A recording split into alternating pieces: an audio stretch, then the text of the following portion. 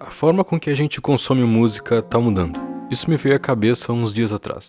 Eu tava lendo um artigo sobre o Sobrevivendo no Inferno dos Racionais, que é amplamente reconhecido como um dos melhores álbuns da história da música brasileira.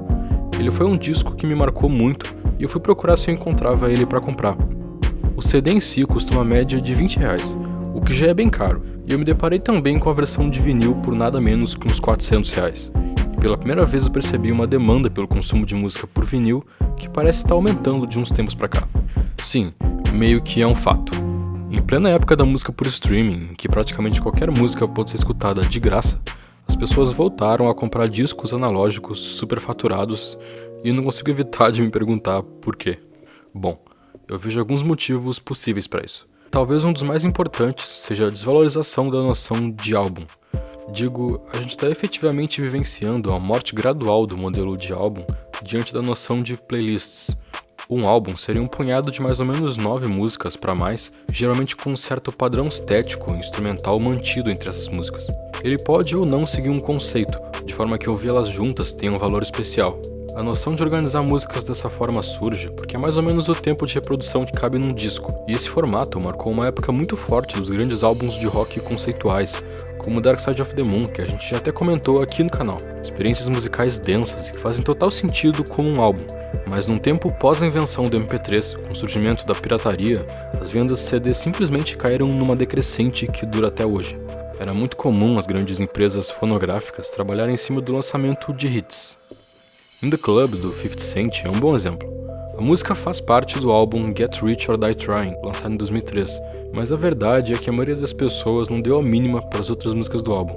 E fazer as pessoas comprarem um disco inteiro de $17 por basicamente uma música era uma estratégia bem comum. Ainda mais porque era a época de superpopularização do hip hop no mundo, o auge do famigerado gangsta rap, onde as músicas eram muito relacionadas a armas, tráfico, prostituição e misoginia. E não dá pra ignorar que meia dúzia de executivos brancos e velhos de terno estava dominando o entretenimento jovem e lucrando em cima da violência e do peso social proveniente da música hip hop. A crítica contra a música hip hop até mobilizou muita campanha de candidatos do Partido Republicano sobre como a cultura do rap é nociva para o jovem e para os costumes americanos. Esse movimento, que se auto-intitulou como Cruzada Moral, ajudou a construir uma aura negativa muito forte sobre essa cultura que já era marginalizada e não recebia a maior parte do lucro pelo que ela própria estava produzindo.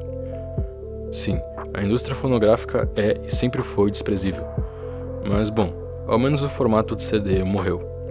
O modelo atual de consumo de música é diferente em muitos sentidos. A gente dificilmente escuta álbuns inteiros. Na verdade, a experiência de um álbum conceitual exige uma dedicação e atenção exclusiva que não é exatamente nosso forte. Atenção exclusiva hoje em dia é algo raro, e experiências musicais também têm que ser pensadas para serem feitas em segundo plano ou junto com várias outras coisas, como algo que não necessita de um nível de engajamento muito intenso na maior parte do tempo.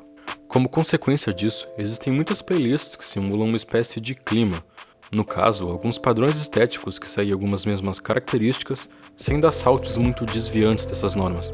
Uma música muito desviante pode simplesmente não ser enquadrada em muitas playlists e consequentemente ignorada no mundo da música que depende delas.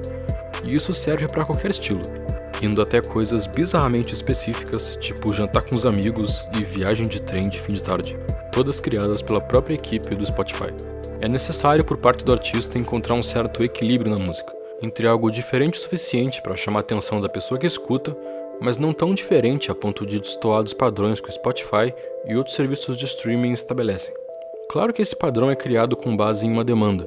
Diferente dos CDs, enquanto a gente usa um serviço de streaming, a empresa sabe exatamente que músicas a gente pesquisa, quais a gente repete mais vezes e quais a gente escolhe pular.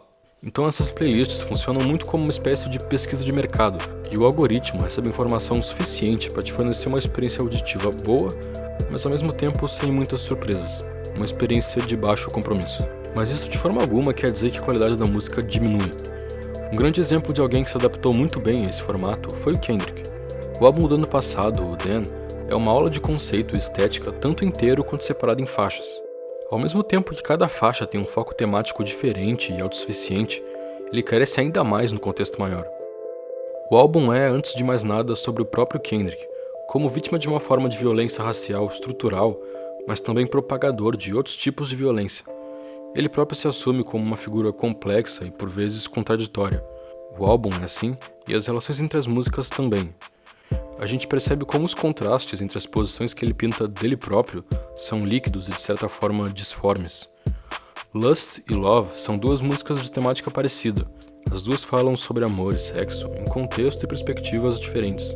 E isso acontece o tempo todo durante o álbum. Através da voz, o Kendrick consegue expressar múltiplos personagens em múltiplos momentos da vida dele com imposições de voz diferentes. O álbum não é linear. Ele é mais confuso, interconectado, é um pouco mais livre, tipo um hipertexto, em que o leitor tem liberdade para escolher vários caminhos. Não por acaso, na edição de luxo do álbum, as faixas estão posicionadas na ordem contrária da original. A ordem não é tão importante. Na verdade, até é, mas tem várias possibilidades. O Dan é uma obra pensada em uma geração nova e que leva muito em conta a dinâmica do serviço de streaming. Um outro trabalho que me chama a atenção nesse mesmo sentido e que ao mesmo tempo é completamente diferente é o Urban Flora, da Alina Baraz e do Galimatias. Pegando qualquer música desse EP separada, é possível distinguir uma estética diferente e elementos totalmente únicos, mas que ao mesmo tempo circulam em volta de uma mesma relação. Todas são sobre esse mesmo interesse amoroso, todas são completamente sexuais, mas todas tematicamente independentes. Drift, por exemplo, carrega uma noção de mergulho por trás de todo o conceito. Desde os vocais até as metáforas e o instrumental criado pelo Galimatias, é tudo uma experiência sinestésica, meio multicolorida, de forma que o clima que eles querem passar simplesmente tá lá, e fica muito claro quando troca de faixa e a experiência muda. Ao mesmo tempo que o EP inteiro é muito imersivo e conduzido quase como uma viagem sensorial, essa viagem não tem uma ordem específica e pode se encaixar muito bem em tipos muito variados de playlists. Você pode encontrar o Urban Flora à venda em vinil, e é uma coisa realmente muito bonita. Mas o EP é pensado como uma experiência atual, profunda, apesar de descompromissada, e eu não consigo deixar de pensar que querer algo tão intrinsecamente digital, no formato de um vinil, se traduza simplesmente como um tipo de saudosismo meio elitista. Então, sim, tem muita coisa a se considerar a respeito de como a gente consome a música e como ela se adapta ao mercado, indo de coisas boas a ruins. Mas eu não consigo evitar de pensar que existe um efeito importante da descentralização da música que parece ter rolado nos serviços de streaming. Lembra quando eu disse que alguns empresários monopolizaram os lucros do hip hop na geração passada? Bom, o Jay-Z, que já foi um dos artistas a fazerem parte da Universal, simplesmente comprou o selo que ele fazia parte. E isso certamente é um ponto de ruptura importante para a cultura. O Kendrick, nos primeiros minutos do álbum Dan, samplei uma notícia com um jornalista falando que o hip-hop é algo muito pior para os afro-americanos do que o racismo. Então, eu acho que é algo a se levar em conta se um artista como Kendrick ganha um prêmio Pulitzer de jornalismo pelo álbum. Ou se o Jay-Z compra o próprio selo e o próprio serviço de streaming, o Tidal, que apesar de ser mais caro que a média, remunera os artistas muito melhor que o Spotify. Então, talvez muito mais do que o vinil, o streaming seja sim uma forma mais interessante de se ouvir música. E ele com certeza ainda tem muito para oferecer. Success can't be quantified. If I gave two fucks about streaming numbers, would have put Lemonade up on Spotify. Fuck you. Fuck you. Pessoal, o vídeo de hoje surgiu totalmente a partir de um vídeo incrível da Clara, do canal Mimi Mídias, que me inspirou muito nesse processo e eu sou muito grato a ela. Por favor, deem uma olhada no canal dela e também na nossa campanha de apoio. Ainda é graças a ela que o Código em Branco pode existir. Muito obrigado pela atenção e até mais.